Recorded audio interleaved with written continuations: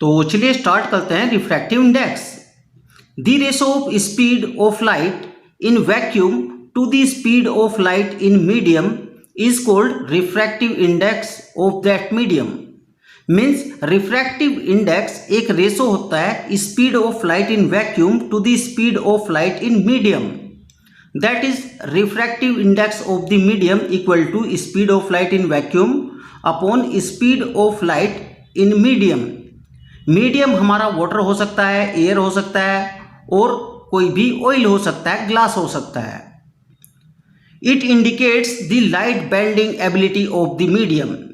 Means यह medium की light bending ability को भी इंडिकेट करता है।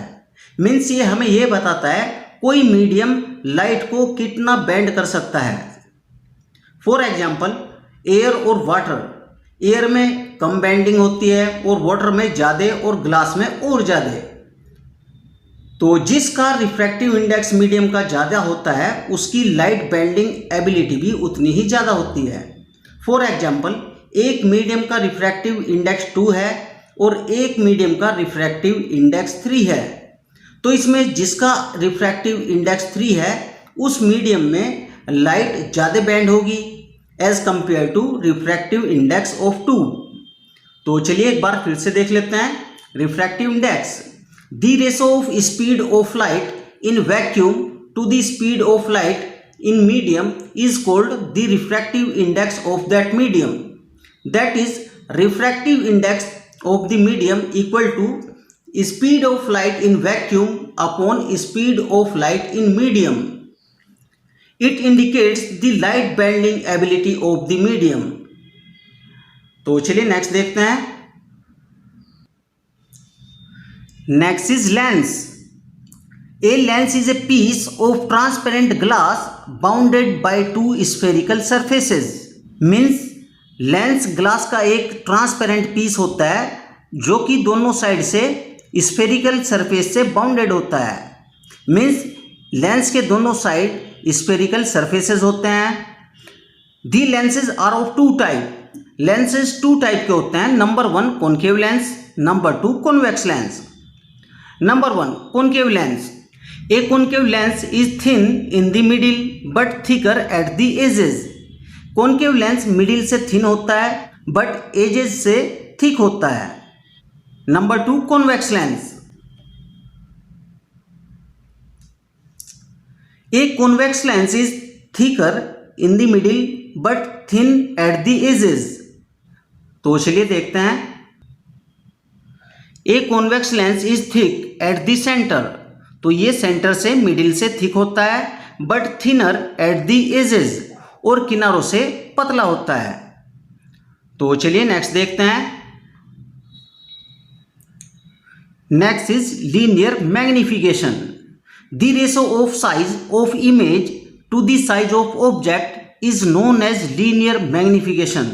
मीन्स साइज ऑफ इमेज और साइज ऑफ ऑब्जेक्ट का जो रेशो होता है वही लीनियर मैग्निफिकेशन कहलाता है। That is m equal to h2 upon h1 where m magnification है, h1 height of object, h2 height of image. तो चलिए एक बार फिर से देख लेते हैं इसको। The ratio of size of the image to the size of object is known as linear magnification. That is m equal to h2 upon h1 means size of image upon size of object where m magnification है, h1 height of object, h2 height of image. इसकी definition हम object distance और image distance के base पर भी दे सकते हैं। तो चलिए देखते हैं कैसे। तो चलिए देखते हैं। It is equal to the ratio of the image distance to the object distance with negative sign. तो ये रेशो होता है इमेज डिस्टेंस का टू द ऑब्जेक्ट डिस्टेंस से with negative sign. That is m equal to minus v upon u means image distance upon object distance where v image distance है और u object distance है। तो चलिए next देखते हैं। Next है refraction of light. तो चलिए जानते हैं रिफ्रैक्शन ऑफ लाइट क्या होता है। जैसा कि हम जानते हैं जब कोई लाइट रेज किसी ट्रांसपेरेंट ग्लास स्लैब पर गिरती है तो वह नॉर्मल की ओर बेंड हो जाती है, और जब यही लाइट रेज ग्लास स्लैब से बाहर निकलती है तो ये नॉर्मल से दूर हट जाती है। तो यहाँ पर हम देखते हैं जब लाइट रेयर मीडियम से डेंसर मीडियम की ओर एंटर करती है तो ये अपने पाथ से डेविएट हो जाती है, मुड़ जाती है, इसमें एक बेंडिंग आ जाती है। लाइट रे का इसी प्रकार से बेंडिंग हो जाना ही रिफ्रैक्शन ऑफ लाइट कहलाता है।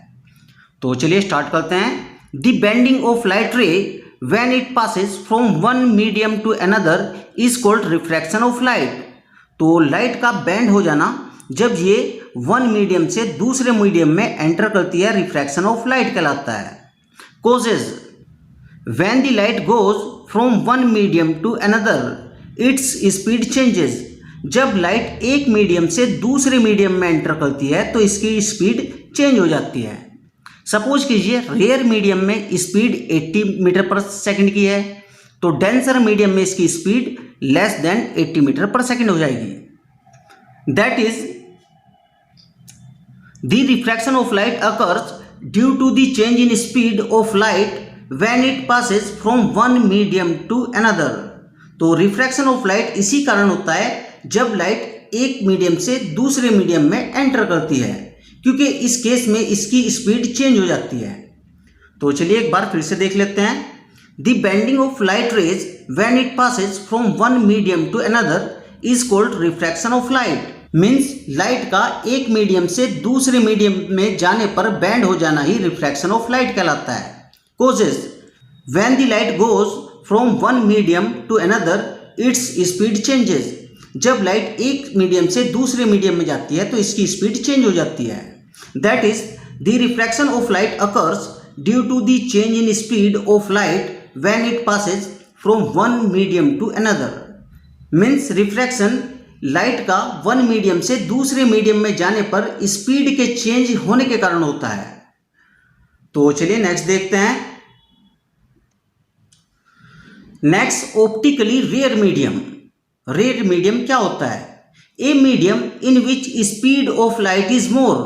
वह मीडियम जिसमें स्पीड ऑफ लाइट मोर होती है, ज़्यादा होती है, is known as optically rare medium. वही मीडियम ऑप्टिकली रेयर मीडियम कहलाता है। For example air is optically rare medium है as compared to glass and water. तो एयर यहाँ पर रेयर मीडियम है as compared to glass and water. Glass और water denser medium होते हैं as compared to air. Optically denser medium. A medium in which speed of light is less is known as optically denser medium. तो वह medium जिसमें speed of light कम होती है optically denser medium कहलाता है। For example water is optically denser medium as compared to air. तो यहाँ पर वाटर ऑप्टिकली डेंसर मीडियम है एज कंपेयर टू एयर। तो चलिए एक बार फिर से देख लेते हैं। A medium in which speed of light is more is known as optically rare medium. Example air is optically rare medium as compared to glass and water. Optically denser medium. A medium in which speed of light is less is known as optically denser medium. Example water is optically denser medium as compared to air. तो चलिए next देखते हैं। तो next है lateral displacement. तो चलिए जान लेते हैं लेटरल डिस्प्लेसमेंट क्या होती है। तो ये हमारी लाइट रेज है जो कि ग्लास सरफेस पर स्ट्राइक करती है और रिफ्रैक्शन के बाद नॉर्मल की ओर बेंड हो जाती है। अब यही लाइट रेज ग्लास सरफेस के सेकंड सरफेस पर स्ट्राइक होती है और ये हमारी इमर्जेंट रे होती है जो कि नॉर्मल से दूर हट जाती है। अब लेटरल डिस्प्लेसमेंट क्या होता है? जो इंसिडेंट रेज होती है उसका जो ओरिजिनल पाथ होता है वह, और जो इमर्जेंट रे होती है उसका जो पाथ होता है, उनके बीच की distance, perpendicular distance lateral displacement के नाम से जानी जाती है। तो ये हमारी इंसिडेंट लाइट है जिसका ओरिजिनल पाथ ऐसे होता यदि ग्लास स्लैब बीच में ना होता, और ये हमारी इमर्जेंट रेज का पाथ है। तो इन दोनों पाथ के बीच जो परपेंडिकुलर डिस्टेंस होती है वही लेटरल डिस्प्लेसमेंट कहलाती है। तो चलिए देखते हैं इसको। The perpendicular distance between the original path of the incident ray and the emergent रे coming out from the glass slab is called lateral displacement. तो ये परपेंडिकुलर डिस्टेंस होती है original path between incident ray and emergent रे which is come out from the glass slab. तो इन दोनों के बीच perpendicular distance ही lateral displacement कहलाती है। तो चलिए नेक्स्ट देखते हैं, rules of bending of light रे। तो देखिए क्या रूल होते हैं, जब लाइट रे रेयर मीडियम से डेंसर मीडियम में एंटर करती है तो ये नॉर्मल की ओर बेंड हो जाती है, और जब डेंसर मीडियम से रेयर मीडियम में एंटर करती है तो नॉर्मल से दूर हो जाती है। ये डेंसर मीडियम से रेयर मीडियम की ओर एंटर कर रही है तो ये इस केस में नॉर्मल से दूर हो जाती है। तो यहाँ पर angle i greater than angle r होगा, और इस केस में angle i smaller than angle r होगा। तो चलिए देखते हैं, first when light ray goes from rare medium to a denser medium it bends towards the normal। तो जब लाइट रेज रेयर मीडियम से डेंसर मीडियम की ओर जाती है तो ये नॉर्मल की ओर मुड़ जाती है। Second when the light rays goes from denser medium to rare medium, और जब लाइट रेज डेंसर मीडियम से रेयर मीडियम की ओर जाती है it bends away from the normal, तब ये नॉर्मल से दूर हट जाती है। तो चलिए नेक्स्ट देखते हैं। तो यहां पर एक नोट करने वाली बात है, if a light ray falls normally और परपेंडिकुलरली ऑन द मिरर और glass slab then angle i equal to angle r equal to 0। Means जब कोई लाइट रेज किसी मिरर पर या ग्लास स्लैब पर परपेंडिकुलरली या नॉर्मली स्ट्राइक करती है तब वह स्ट्रेट सीधी निकल जाती है बिना डेविएशन के। इस केस में लाइट रेज में कोई डेविएशन नहीं होता, कोई बेंडिंग नहीं होती। तो इस केस में angle i equal to angle r equal to 0 होते हैं। तो इंसिडेंस का और रिफ्रैक्शन का एंगल 0 होता है।